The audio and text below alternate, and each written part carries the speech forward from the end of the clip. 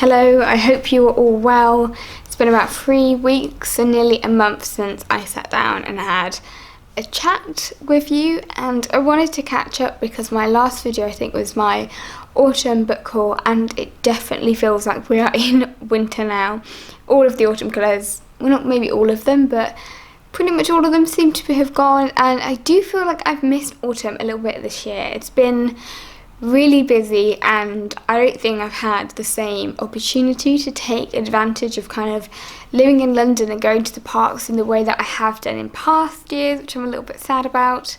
But I just wanted to catch up and check in with you all, and I hope you're all well and have lots of kind of fun winter plans coming up soon. The thing I wanted to talk about in this video is kind of like just a catch up, but also about kind of my fears and publishing a little bit, like kind of separately, because this week has been a work in publishing week run by the Publishers Association, and lots of people have been doing different things about getting into publishing and helping people get into publishing. There's been lots of things going on about getting more people involved in publishing and seeing it as a career that, you know, people can really go into.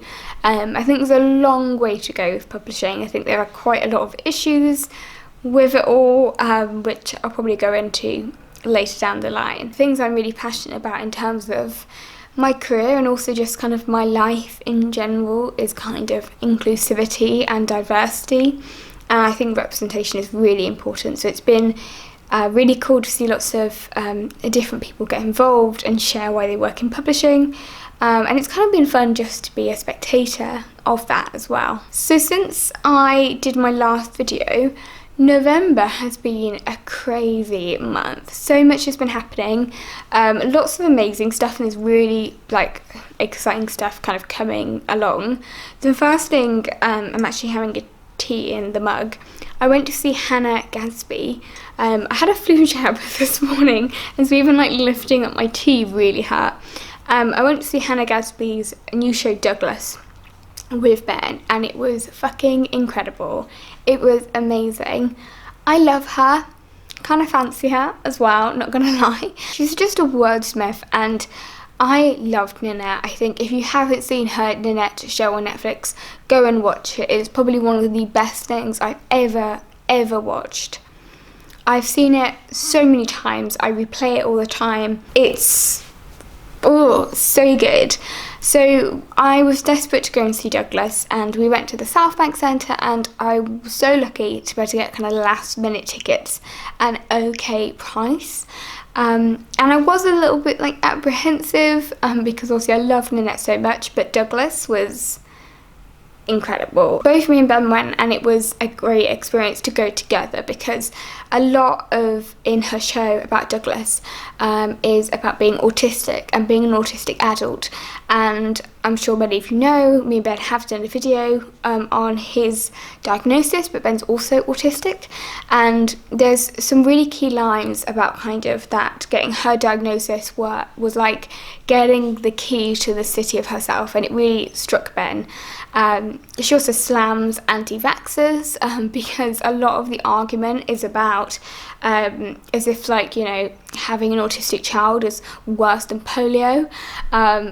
It made me angry and passionate, and I laughed so much. It was everything I love, including a bit of art history. So I think it is coming to Netflix, but if you're anywhere in the world where you can go and see Hannah Gadsby, please do, because it'll be worth every single penny. And as I said, this is where I got the mug, and it has Hannah, is it Hannah? Yeah, on one side, and then I identify as tired on the other. Wait, was that even in November? I think it was. I think it was the first weekend in November. If it wasn't, I'm just like losing the concept of time. Work has been really busy because obviously it's Christmas, it's coming up to Christmas, and it's publishing, and we publish a lot of Christmas books. It's been kind of exciting as well, you know. Recently though, I have been trying hard to kind of be more active in my role in terms of publishing and kind of getting an identity as someone who works in publishing outside of my company. None of that makes sense. But basically I was asked again at the kind of the beginning of November, to go to a school in Gateshead as a part of the New Writing North's Young Writers programme, and I did a whole workshop. Like, I ran a workshop on social media to a group of, I think, year 10s and 6th formers, and I was so nervous. And this is what part of this video I want to talk about, because I, for as long as I can remember, was terrified of public speaking. Like, I was the kid who would panic about a presentation. Like, if my teacher said, you know, at the end of the year we're going to have a presentation, I would spend the entire semester, the entire, you know, school term being worried about that presentation. It was a really great experience, and I'm really, really grateful to have it. The pupils were wonderful, and it was interesting to see their perspectives and to listen to them. And I think what's so important for me, you know, I'm really passionate about kind of encouraging literacy, and again, the kind of the whole inclusivity thing. It's about the fact that they all know so much about social media. It's making them feel confident enough that actually the skills that they already have can be used in a career. It was wonderful to see, you know, pupils at the beginning who were really, really shy and really wouldn't speak, to at the end of the session actually coming up with some brilliant ideas for the campaign that they'll be running. New Writing North do amazing things, and you know, all my family are from the north basically, so it's something I'm passionate about. It made me realise that is something I want to do more of in my career, is to work in education, or work alongside education, or programmes about encouraging literacy and involvement in arts and culture. So I survived the workshop that I was so terrified about. Also, in terms of my own anxiety, I hadn't been on a train by myself until really recently. I mean, I think you all know I have an anxiety disorder and, you know, various other things. But I really struggle with travel, and I really struggle going to places by myself. And so even being able to see myself do that and go up to, I mean, my family from Newcastle, so I'm familiar with kind of the station and things and the journey. But to be able to do it by myself was a really big thing. And what was so great was that it didn't feel like a big thing at the time. I often, like, lead my life by my heart, like my gut feeling. Like, if there's something that I really want to do, regardless of how scary it is, I'll do it. And often that's because I know in my gut it's like the right decision, and then the stuff that like my gut is like, doesn't matter, I don't tend to do it. But I'm really glad I went through with it. And then this weekend, so this is a Sunday when I'm filming this, God knows when I'll have time to sit down and edit it. But yesterday, so Saturday, the 23rd of November, I did one of the things that was hands down the scariest thing I've ever done. And it was also one of the best experiences I've ever had in my short little life. So a good couple of months ago, I was asked by the Society of Young Publishers to speak at their closing panel at their conference on social media. And I was asked to do this before I was asked to do the New Writing North thing. And I was like, yeah, I need to do something. I need to do something that kind of gets my name out there a little bit more, which is kind of what, you know, I want. Because it felt like so far away, I was like, yeah, sure, I'll do it. Because my gut knew that if I turned it down, I would regret it. And I'm a big believer in the saying of like, feel the fear and do it anyway.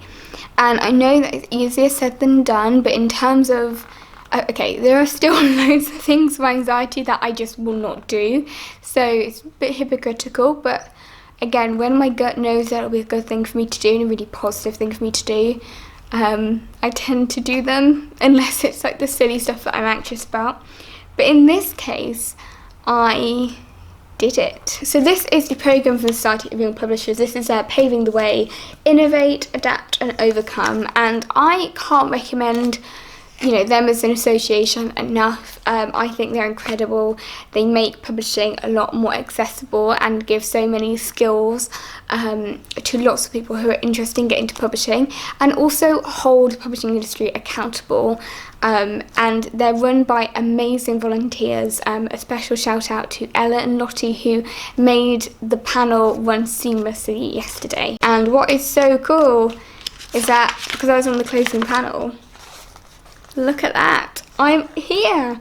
I have a thing with my name on it. That has never happened before. I've always secretly wanted to be in a programme. I don't know what the programme would be about, but it was weird when I saw kind of like the graphics being sent out and the fact that I was being included, because obviously once that was starting to happen, I was like, okay, shit, I've got to go. The panel was about social media and publishing and how we use it. I was really lucky to be with 3 other great women in publishing who have really different careers and have taken different paths and do different things as well.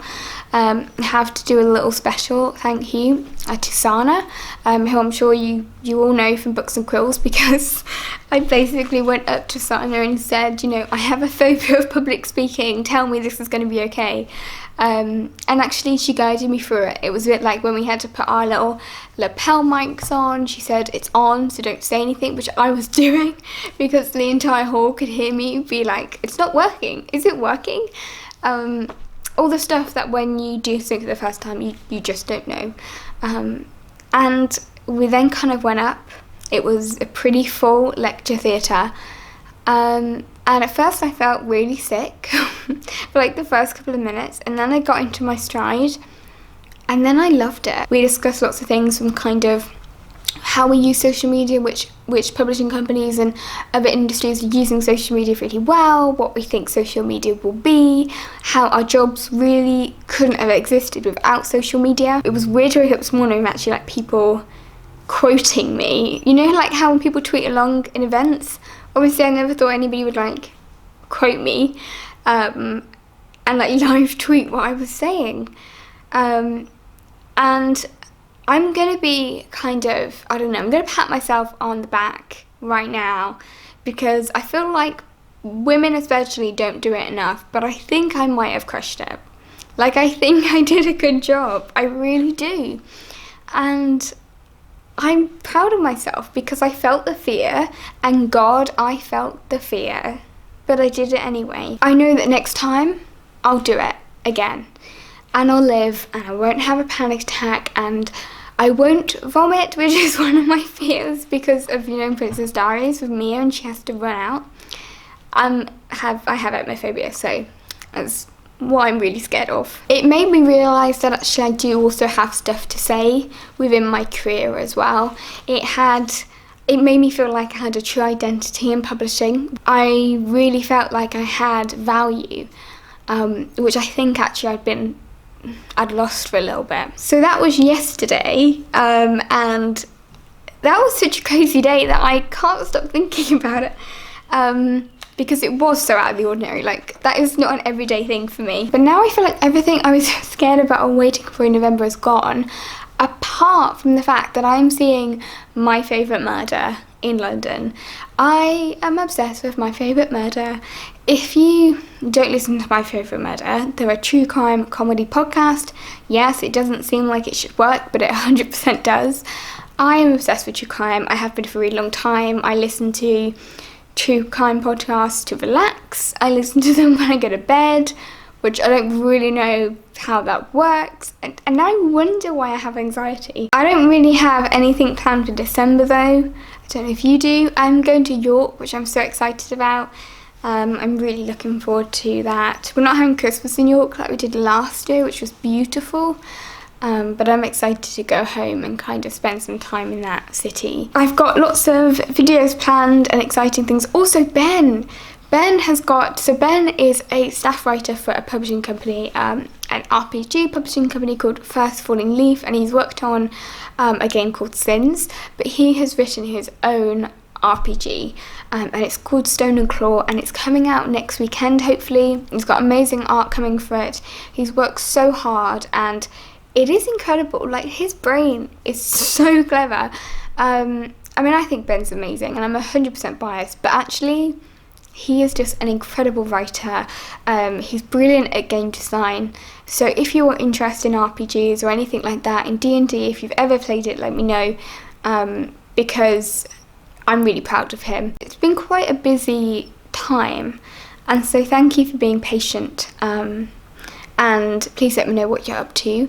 I don't think I've read anything particular. I've been reading Northern Lights, which I think is amazing, but I've been reading it for literally 2 years because I read but I basically nearly finished it and was like, oh, it's one of my favourite ever books, but never actually finished it. I don't know why I'm like that. So I'm reading that at the moment because I'm watching the TV series, which I think is incredible. I can't remember if I mentioned, I almost certainly have, but I read The Seven Husbands of Evelyn Hugo, and that book was amazing. And that twist at the end, I didn't see that coming, and really well done, really good book. But anyway, I hope you are having a great day. Tell me what you've got planned. Tell me what you're reading. I'd love some reading recommendations. As always, I am putting my link to my Coffee account in the description. Coffee is an online tip jar, and it really actually helps. So I also have an Instagram @Claire_Fenby and a Twitter. And I think that's about it. So have a lovely day, and I'll see you next time.